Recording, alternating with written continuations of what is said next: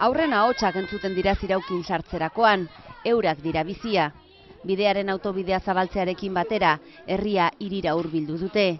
Duela 2 urte jarritako parkea edo jolastokia txiki geratu zaie jada. Gracias a la buena comunicación, pues ahora es más fácil para la gente quedarse en el pueblo. Pedro Apestegi alkateak esan digu errepidea hobetu dutenetik, jende gaztea herrian geratzen dela.